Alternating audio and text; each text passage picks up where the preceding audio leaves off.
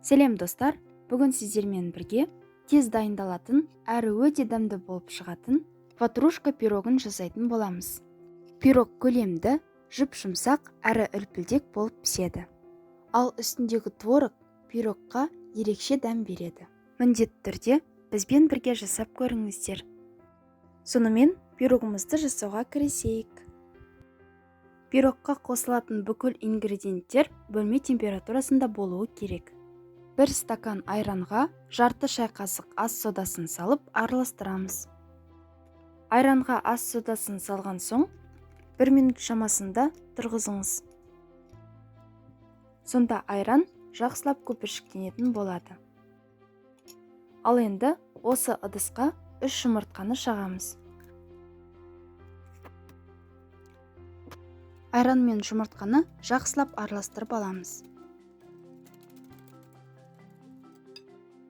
Жарты стакан өсімдік майы және 1,5 немесе 2 стакан қант саламыз.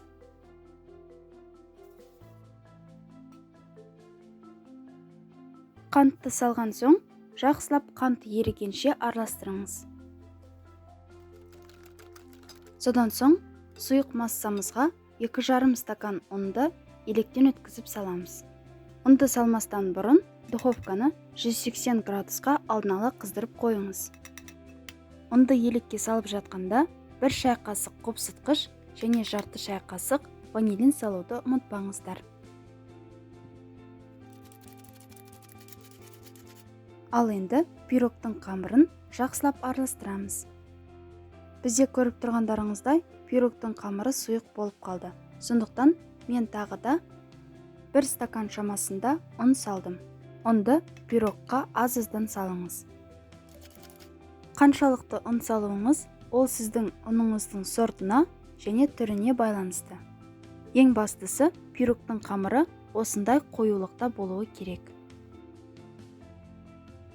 Пирогтың қамыры тым қою немесе сұйық болып қалмасын. Ал енді пирогтың салмасын дайындаймыз.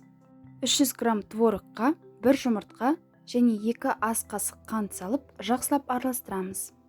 Және де өз қалауыңыз бойынша ванилин қоссаңыз да болады.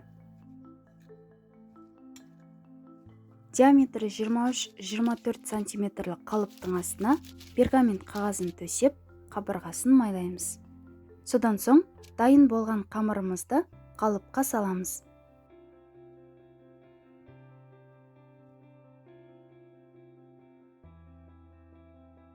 Дайындап қойған салмамызды қасықтың көмегімен осылай салып шығамыз.